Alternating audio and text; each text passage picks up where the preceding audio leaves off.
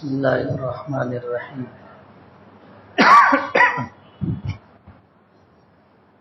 نحمدہ ونصلی علی رسولہ الکریم اما بعد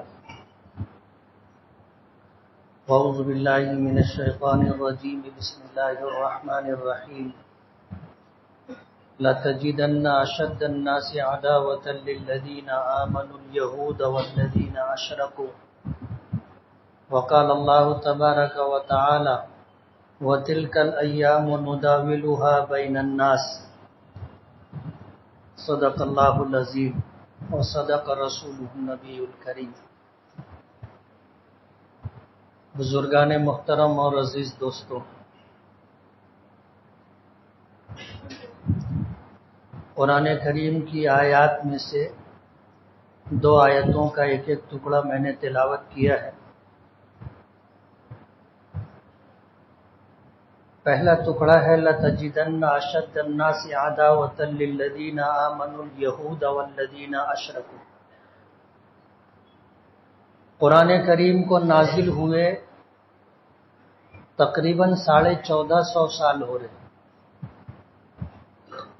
اس وقت قرآن کریم میں اللہ پاک کا ارشاد ہے کہ آپ لوگوں میں سب سے زیادہ دشمنی کرنے والا اہل ایمان سے یہودیوں کو اور مشرکوں کو پاؤ گے۔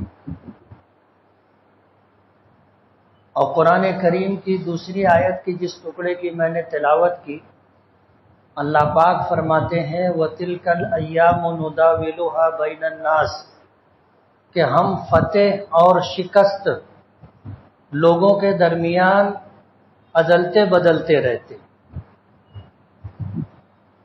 اللہ تعالیٰ کبھی کسی کو حکومت دے دیتا ہے اور کبھی اسی سے حکومت لے لیتا ہے۔ کسی کو بھی اللہ نے ہمیشہ کا عروج نہیں دیا، اور یہ دنیا تغیر پذیر ہے، ہر وقت اس میں تبدیلی آتی رہتی، ہمیں محسوس ہو یا نہ محسوس ہو۔ آج فلسطین اور اسرائیل کو لے کر کے جو صورتحال ہے، یہ بھی قرآن کریم کی آیات اور نبی کریم صلی اللہ علیہ وسلم کے ارشادات کو اگر دیکھا جائے تو یہ اہل علم کے لیے کوئی نئی بات نہیں ہے۔ علامات قیامت کی پیشن گوئیوں میں نبی کریم صلی اللہ علیہ وسلم نے اس کا تذکرہ فرمایا ہے۔ آپ نے یہ بھی فرمایا کہ ایک وقت آئے گا کہ یہودیوں کو اقتدار اور حکومت ملے گی، اور حکومتی اعتبار سے ان کا وجود ہوگا، اور ایک وقت آئے گا کہ یہ فنا سے دوچار ہوں گے۔ ایک چیز وجود میں آ گئی ہے، یہود ایسی مبغوض قوم ہے کہ جس وقت سے انبیاء بنی اسرائیل آئے، ان کا رویہ اپنے نبیوں کے ساتھ ہمیشہ معاندانہ اور مخالفانہ رہا، ہمیشہ سے۔ یہ وہ قوم ہے جس پر اللہ کی لعنت ہے، جن پر اللہ کا غضب نازل ہوتا رہا۔ یہ بنی اسرائیل اور یہودیوں کی تاریخ رہی۔ انہوں نے اپنے کسی نبی کے ساتھ عزت و احترام کا معاملہ نہیں کیا، ہمیشہ انہیں اذیت اور تکلیف دیتے رہے۔ قرآن کریم کی پہلی سورت سورہ فاتحہ، ہم جب اللہ رب العالمین کی حمد اور تعریف کرتے ہیں اور اس کی صفت رحمان و رحیم کا تذکرہ کرتے ہیں، اور جب اس کے اقتدار اعلیٰ کی اعتراف کرتے ہیں، اس کی حاکمیت کا اعتراف کرتے ہیں، اور پھر جب ہم دعا مانگتے ہیں اہدنا الصراط المستقیم، کہ اللہ ہمیں صراط مستقیم کی ہدایت عطا فرما، صراط مستقیم کے بعد پھر یہ ہے غیر المغضوب علیہم ولا الضالین، غیر المغضوب علیہم صراط الذین انعمت علیہم، ہمیں وہ راستہ عطا فرما جن راستے پر چلنے والوں پر تیری نعمتیں نازل ہوتی ہیں، تو نے جن پر اپنی نعمتیں نازل کی ان کا راستہ ہمیں عطا فرما، ان کا راستہ مت عطا فرما جن پر تیرا غضب نازل ہوا اور جو گمراہ ہو گئے۔ تمام مفسرین کا اس پر اتفاق ہے کہ غیر المغضوب علیہم ولا الضالین، کہ گمراہ لوگوں کا راستہ اور جن پر غضب نازل ہوا ان کا راستہ، یہ کون لوگ ہیں، کون سی قوم ہے، کون سی امت ہے؟ تو تمام مفسرین کا اتفاق ہے کہ یہ یہود ہے۔ قرآن کریم کی پہلی سورت، اور اس سورت کو اہمیت یہ ہے کہ اگر یہ سورت نماز کی کسی رکعت میں نہ پڑھی جائے تو نماز نہیں ہوگی۔ اس سورت میں اللہ پاک نے اس بات کی طرف نشاندہی کی۔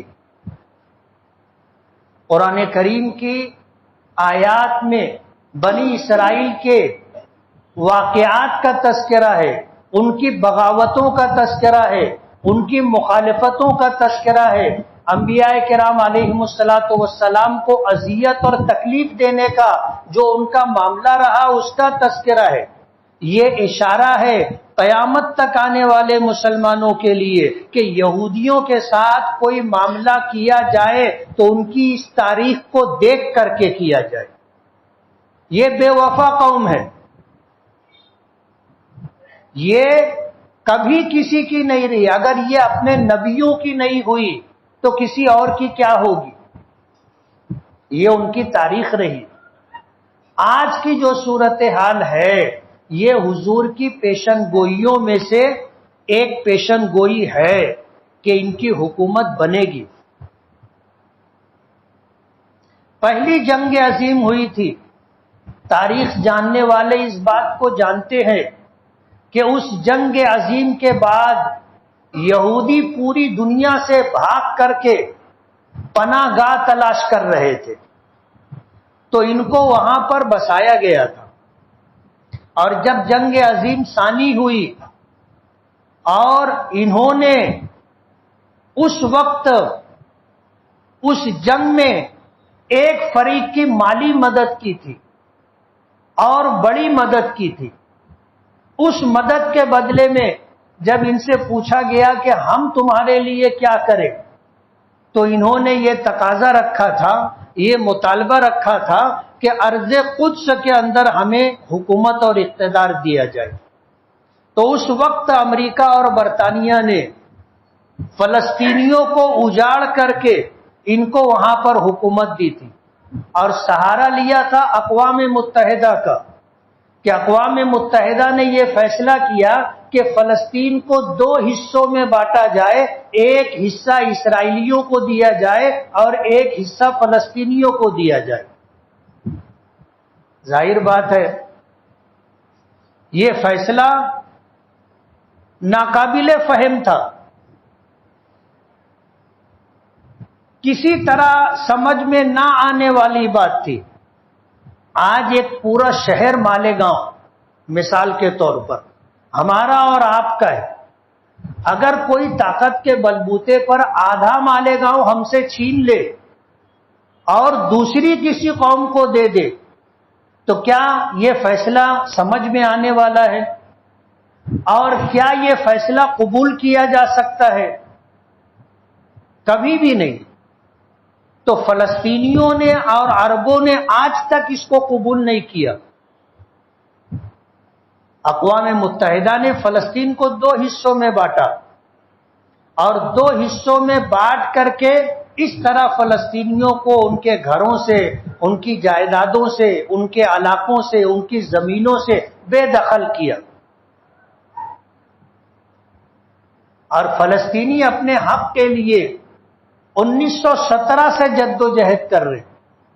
1948 میں اقوام متحدہ کے فیصلے کے بعد آدھا آدھا دونوں کو دینے کی بات تھی، فلسطینیوں نے اسے قبول نہیں کیا، لیکن اس وقت سے عربوں کی اور اسرائیلیوں کی جنگ چلتی رہی، اور آج اسرائیل تقریباً 80% علاقوں پر قابض ہے۔ جنگ ہوتی رہی، 1967 کی جنگ کے اندر عربوں نے اپنا ایک بہت بڑا علاقہ کھو دیا جس پر اسرائیل نے قبضہ کر لیا، آج صرف جو ہے 12% علاقہ فلسطینیوں کے پاس ہے اور 78% علاقہ 22% علاقہ عربوں کے پاس ہے اور 78% علاقہ اسرائیلیوں کے پاس ہے. یہ ہے اس کا پس منظر اور تاریخ. ملک شام بڑی بابرکت جگہ، انبیاء کرام علیہم الصلاۃ والسلام کا مسکن رہا، اولیاء کرام کا مسکن رہا. حدیث پاک میں آتا ہے کہ ہر وقت تو دنیا کے 30 ابدال ملک شام میں رہتے. یہ ایک اللہ تعالیٰ کا غیبی نظام ہے اور اس غیبی نظام کے تحت اس دنیا کا نظام چلتا ہے. جیسے کسی علاقے پر ظاہری طور پر نظم و نسق کے لیے کچھ افراد طے ہوتے، ڈپارٹمنٹ کے کچھ لوگ ہوتے ہیں، ریوینیو ڈپارٹمنٹ کے کچھ لوگ ہوتے ہیں، الگ الگ ان کے نام ہوتے ہیں، الگ الگ ذمہ داریاں ہوتی ہیں. اسی طرح اللہ تعالیٰ کا ایک غیبی نظام، جس نظام کے تحت یہ سب کچھ ہوتا رہتا ہے. اگر یہ نہ ہوتا تو ظاہر بات ہے جو لوگ برسر اقتدار ہیں یا جن لوگوں کے ہاتھ میں نظم و نسق ہے وہ تو منمانی کرتے، پھر جو چاہتے وہ کرتے. لیکن اللہ تعالیٰ کا ایک نظام ہے اور اسی نظام کے تحت کام چلتا ہے. بسا اوقات ایسا ہوتا ہے کہ ڈپارٹمنٹ میں ذمہ داران کچھ بھی کرنا چاہتے ہیں لیکن کر نہیں پاتے. یہ بات سب کو سمجھتی.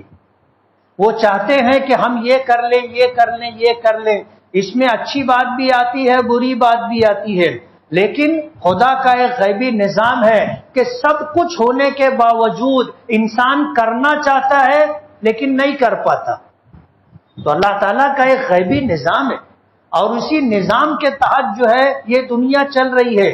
یہ اللہ تعالیٰ کی ربوبیت ہے. اگر ایسا نہیں ہوتا تو جو لوگ برسر اقتدار ہوتے وہ معلوم نہیں کیا کیا کرتے. تو ملک شام انبیاء کرام علیہم الصلاۃ والسلام کی سرزمین، اولیاء کرام کی سرزمین. ایک ضعیف روایت میں آتا ہے کہ ہر وقت دنیا کے 30 ابدال وہاں پر رہتے. ایک غیبی نظام میں ابدال ہے، ابدال کے اوپر قطب ہے، قطب کے اوپر غوث ہے. اور یہ ایسے لوگ ہوتے ہیں جن کو دنیا سمجھتی نہیں ہے، پہچانتی نہیں. حضرت شاہ عبد العزیز رحمت اللہ علیہ کا زمانہ تھا. اس زمانے کے اندر دہلی کے حالات بہت دگرگوں ہو گئے، جرائم بڑھ گئے، لوگوں میں گناہ کی کثرت ہو گئی، لوگ بہت زیادہ منمانی کرنے لگے. تو ان کے کسی منہ لگے مرید نے پوچھا کہ حضرت دلی کے حالات بہت خراب ہو گئے. تو انہوں نے کہا کہ جو ابدال ہے وہ بہت نرم دل ہے. تو اس نے پوچھ لیا کہ کون ہے، میں دیکھنا چاہتا ہوں. تو انہوں نے کہا کہ دلی کی جامع مسجد کے مین دروازے کی سیڑھیوں سے جب نیچے اترو گے تو نیچے ایک آدمی تربوز بیچتا ہے. وہ جو تربوز بیچتا ہے آج دلی کا انتظام اس کے ہاتھ میں. تو یہ وہاں پہنچ گیا اور وہاں پہنچ کر کے اس نے کہا کہ مجھے ایک میٹھا لال تربوز دو. اب ظاہر بات ہے تربوز جب تک کاٹا نہ جائے، لال ہے میٹھا ہے سمجھ میں نہیں آتا. تو انہوں نے کٹ کر کے ایک تربوز دیا. اس نے چکھا اور چکھنے کے بعد کہا یہ تو پھیکا ہے، واپس کر دیا. تو انہوں نے لے کے رکھ لیا. دوسرا دیا، دوسرے کے ساتھ بھی اس نے یہی کیا. پھر تیسرا دیا، تیسرے کے ساتھ بھی اس نے یہی کیا. تو پھر اس نے معذرت کر لی کہ میرے پاس تو یہی مال ہے. وہ چلا ہے. کچھ دنوں کے بعد حالات بہت اچھے ہو گئے، بہت اچھے ہو گئے. تو پھر اس مرید نے کہا کہ حضرت دلی کے حالات تو بدل گئے. کہنے لگے ابدال بدل گئے. کہا کہ آپ کون ہیں؟ بولے دلی کی جامع مسجد کی سیڑھیوں سے اترے ہوئے تو ایک صفقہ ہے جو مشق پانی سے بھر کر کے کاندھے پہ لٹکائے رہتا ہے اور لوگوں کو پانی پلاتا رہتا ہے مفت میں. آج دلی کا انتظام اس کے ہاتھ میں. تو یہ پھر پہنچ گیا اور جب پہنچا تو دیکھا تلاش کر کے، تو ایک آدمی تھا جو اس طرح لوگوں کو پانی پلا رہا تھا، تو اس نے پھر پانی پینا چاہا، ہاتھ دیا تو اس نے پانی دیا، تو اس نے ہاتھ دھویا، اور پھر اس نے ہاتھ اس طرح کیا تو وہ پانی ڈالنے لگا، تو اس نے ہاتھ ایک طرف ہٹا لیا، پانی نیچے گرنے لگا، تو اس نے اس کو سخت نگاہوں سے دیکھا۔ دوسری مرتبہ جب اس نے ہاتھ بنایا اس طرح، اس نے پانی ڈالا تو اس نے پھر ہاتھ ایک طرف کر لیا۔ جیسے ہی اس نے ہاتھ ایک طرف کیا تو ایک تماچا اس کو اتنے زور سے دیا اس نے، اور یہ کہا کہ وہ بڑے میاں کو جا کر کے بول دینا جنہوں نے میری نشاندہی کی ہے، اگر اس کے بعد کسی کو بھیجا میرے پاس تو ان کی ولایت سلب کر لی جائے گی، ولایت کے مقام سے ان کو ہٹا دیا جائے گا۔ تو خدا کا ایک غیبی نظام ہوتا ہے۔ آج جو حالات ہیں یہ حالات رہیں گے، اور جب جب جنگ ہوگی سب سے زیادہ نقصان مسلمانوں کا ہوگا، یہ حضور کی پیشن گوئی ہے۔ لیکن اس کا یہ مطلب نہیں ہے کہ ہم ظلم برداشت کرتے رہیں، ہم مقابلہ نہ کریں، ہم مدافعات نہ کریں، اپنی جان، اپنے مال، عزت و آبرو کی حفاظت نہ کریں، ہم اپنے حق کا مطالبہ اور اس کے حصول کی جد و جہد نہ کریں، یہ مطلب نہیں۔ یہ تو ہمیں کرنا ہی ہے۔ دکھ کی بات یہ ہے کہ آج دنیا میں 57 اسلامی ملک ہیں، یہ یہود کی مخالفت کرتے ہیں، فلسطین کی حمایت میں بات کرتے ہیں، لیکن یہ معاملہ صرف بات کرنے کی حد تک ہے۔ کوئی عملی طور پر مظلوم فلسطینیوں کی حمایت میں آگے آنے کے لیے تیار نہیں ہے۔ حماس جو تنظیم ہے اس کے بانی تھے مرحوم شیخ احمد یاسین، جنہوں نے حماس کی بنیاد ڈالی۔ ان کا ایک قول ہے، انہوں نے یہ بات کہی کہ جب ہم چھوٹے تھے تو ہم یہ سمجھتے تھے کہ یہود غزہ پر قابض ہیں، یہود غزہ پر قابض ہیں، لیکن جب ہم بڑے ہوئے تو ہم کو یہ سمجھ میں آیا کہ یہود تمام اسلامی ملکوں پر قابض ہیں، اگر آزاد ہے تو صرف غزہ آباد ہے، آزاد ہے۔ یہ اکیلے جد و جہد کر رہے، اور یہ جد و جہد ان کا فطری رد عمل ہے۔ ظاہر بات ہے ان سے ان کی زمینیں چھین لی گئی، ان کے گھر چھین لیے گئے، ان کا علاقہ چھین لیا گیا، تو اس کے لیے تو وہ لوگ جد و جہد کرتے رہیں گے۔ آج دنیا نا انصافی کی بات کر رہی، دنیا کی جتنی بڑی بڑی طاقتیں ہیں، اسرائیل روزانہ فلسطینیوں پر حملہ کرتا ہے، اس کا کہیں تذکرہ نہیں ہوتا۔ حماس نے حملہ کیا، پوری دنیا میں اس بات کا چرچا ہے، اور آج مسلمان بھی یہ کہتا ہے کہ حماس کو یہ نہیں کرنا چاہیے تھا۔ روزانہ اسرائیل کرتا ہے، اس کا تذکرہ نہیں ہے، ہم تک وہ بات نہیں پہنچتی، تو ہم ایسا سمجھتے ہیں کہ اسرائیل کچھ بھی نہیں کر رہا ہے۔ لیکن مایوسی کی بات نہیں، یہ جو لوگ مرتے ہیں یہ شہید ہیں، اور شہید کے متعلق آپ کو پتا ہوگا کہ جنت میں سارے جنتی چلے جائیں گے، جنت میں جانے کے بعد کوئی بھی دنیا میں واپس آنے کی تمنا نہیں کرے گا سوائے شہید کے، سوائے شہید کے۔ شہید کو اللہ پاک شہادت کے بدلے میں وہ بلند ترین مقام عطا کریں گے کہ دوسرے جنتی اس پر رشک کریں گے، تو وہ شہید اللہ کی بارگاہ میں عرض کرے گا کہ اللہ مجھ کو ایک مرتبہ پھر دنیا میں بھیج دے۔ تو پوچھا جائے گا کیوں؟ تو وہ کہے گا کہ جب میں نے دنیا میں شہادت کا مقام پایا تو آپ نے یہ مقام مجھے عطا کیا، میں چاہتا ہوں کہ پھر جا کر کے تیرے لیے، تیرے دین کے لیے، حق اور انصاف کے لیے میں لڑائی لڑوں، اور لڑ کر کے شہید ہو کر کے تیری بارگاہ میں آؤں۔ موت تو برحق ہے، کون ہمیشہ رہنے کے لیے آیا؟ کوئی ہمیشہ رہنے کے لیے نہیں آیا، اور جس کے پاس ایمان کی طاقت ہے وہ کبھی موت سے ڈرتا بھی نہیں ہے اور موت سے گھبراتا بھی نہیں، بلکہ ایمان کا تقاضا تو یہ ہے کہ وہ ہر وقت موت کی تیاری میں لگا رہتا ہے کہ پتہ نہیں کب بلانا آ جائے، پتہ نہیں کب بلانا آ جائے، وہ ہمیشہ تیاری میں رہتا ہے۔ اور جن لوگوں کو اللہ پاک نے 60 سال کی عمر دے دی،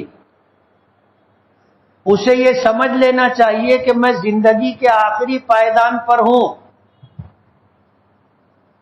کسی بھی وقت میرا بلانا آ سکتا ہے۔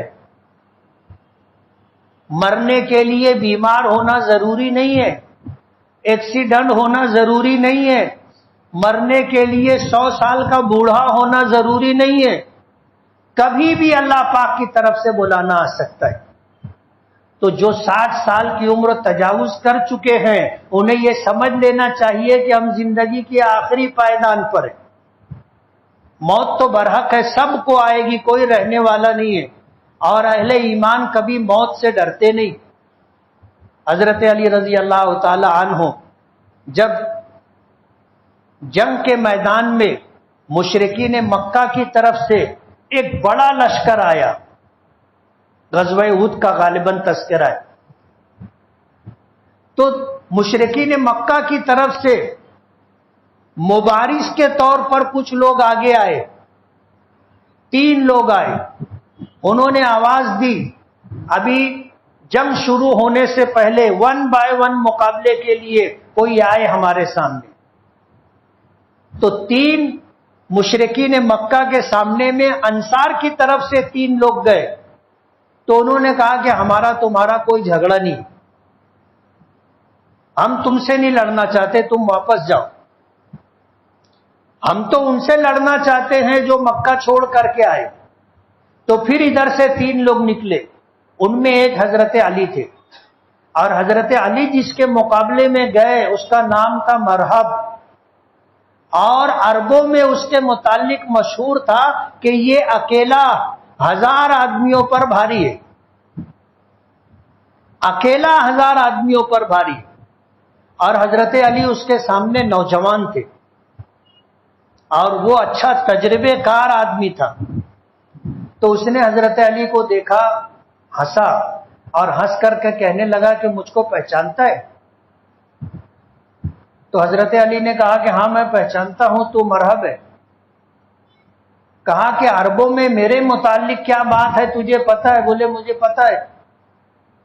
تو حضرت علی نے کہا کہ تو مجھ کو پہچانتا ہے؟ تو اس نے کہا کہ تو ابو طالب کا بیٹا علی ہے۔ بولے نہیں، تو مجھے نہیں پہچانتا، میں وہ شخص ہوں جس کو موت زندگی سے زیادہ پیاری، اور جو آدمی مرنے سے نہیں ڈرتا اس سے زیادہ خطرناک آدمی کوئی نہیں ہوتا۔ تو حضرت علی نے کہا تھا کہ میں وہ شخص ہوں جس کو موت زندگی سے زیادہ پیاری۔ مقابلہ ہوا، حضرت علی نے تھوڑی دیر میں اس کو نمٹا دیا۔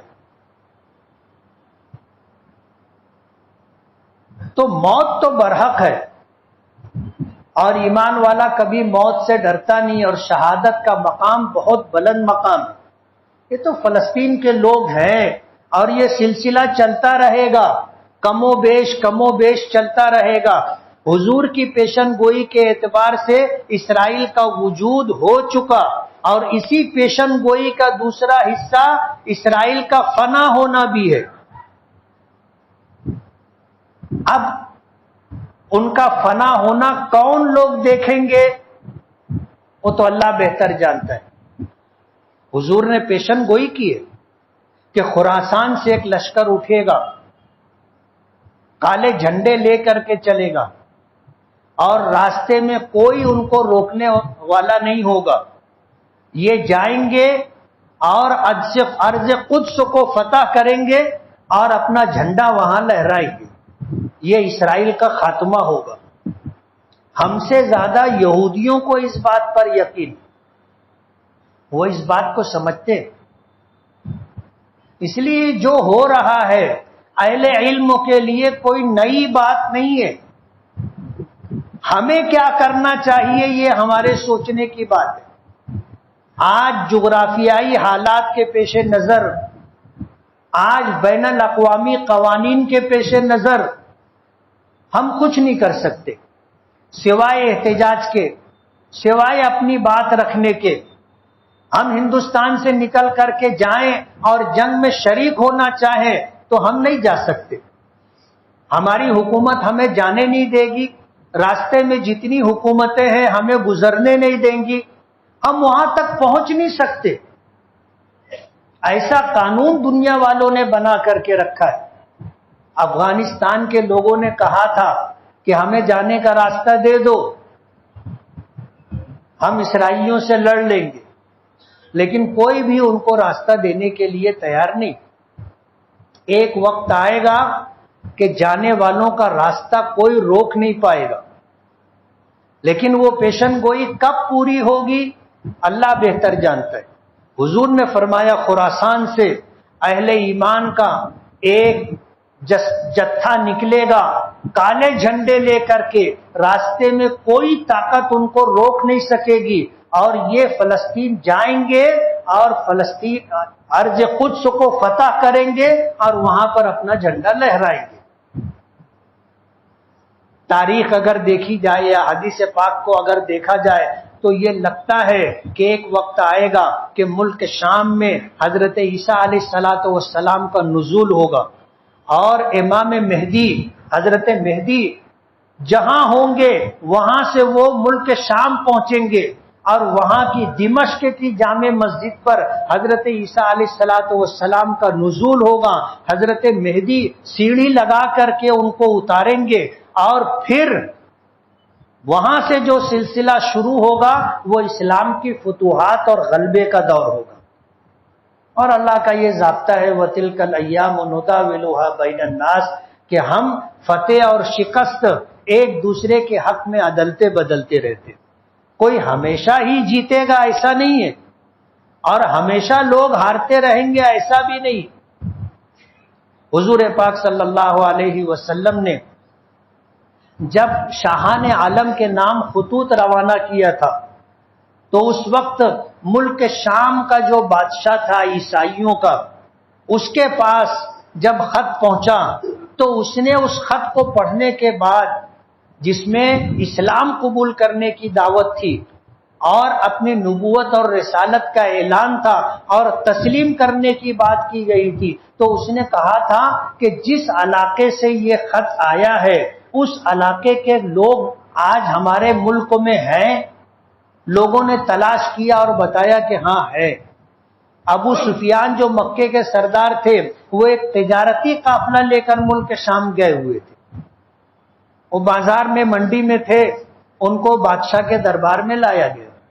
جب بادشاہ کے دربار میں لایا گیا تو بادشاہ نے ساری بات چیت کی، وقت ختم ہو رہا ہے میں تفصیل میں نہیں جا سکتا، ساری بات چیت کی، اور بات چیت کرنے کے بعد پوچھا کہ تم ان کو جانتے ہو؟ بولے ہاں میں جانتا ہوں۔ کوئی رشتہ داری ہے؟ بولے دور کی رشتہ داری ہے۔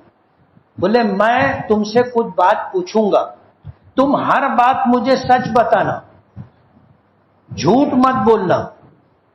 اور ابو سفیان کے ساتھیوں میں سے ایک کو کہا کہ اگر یہ جھوٹ بولیں گے تو میری طرف اشارہ کر دینا۔ زبان کا فرق تھا اس لیے ترجمان رکھا گیا، ٹرانسلیٹر رکھا گیا۔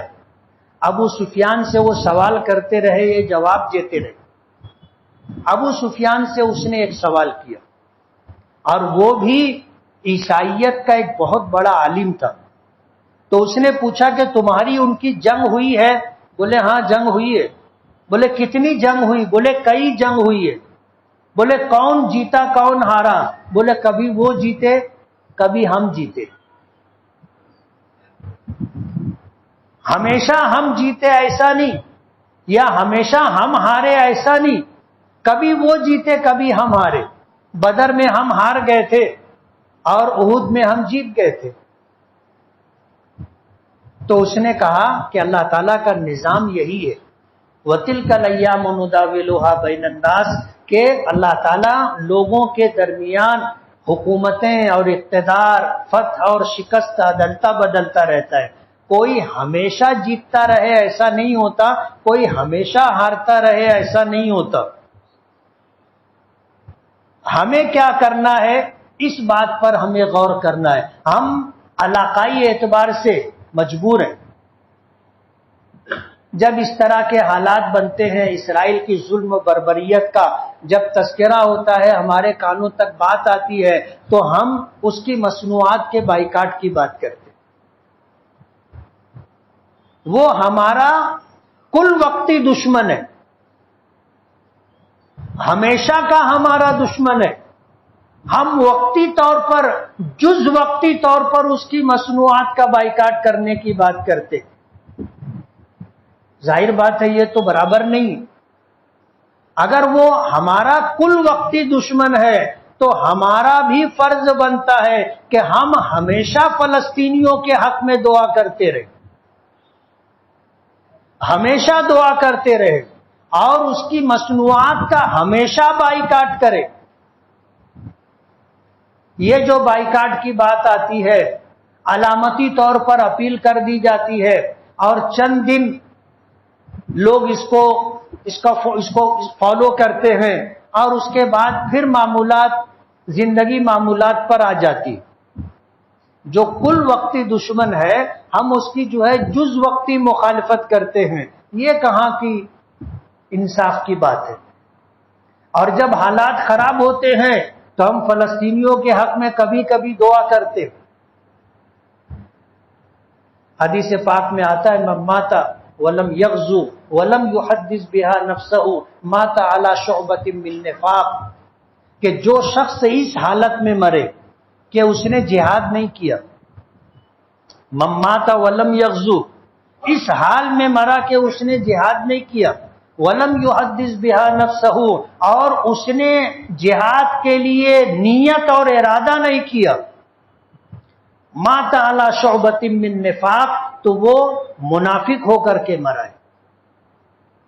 ہم آج جہاد نہیں کر سکتے، لیکن کم سے کم ہماری یہ نیت ہونی چاہیے کہ اگر ہمیں موقع ملتا تو ہم جہاد میں شریک ہوتے، اور حق کے لیے اور مظلومین کی حمایت کے لیے ہم ان کے ساتھ کھڑے رہتے۔ یہ نیت ہونی چاہیے۔ اور اسی کے ساتھ جو ہمارا کل وقتی دشمن ہے تو ہم اس کے خلاف ہمیشہ دعا کریں، مظلومین کے حق میں ہمیشہ دعا کریں، اور اسی طرح ہم ان کی مصنوعات کا ہمیشہ کے لیے بائیکاٹ کریں۔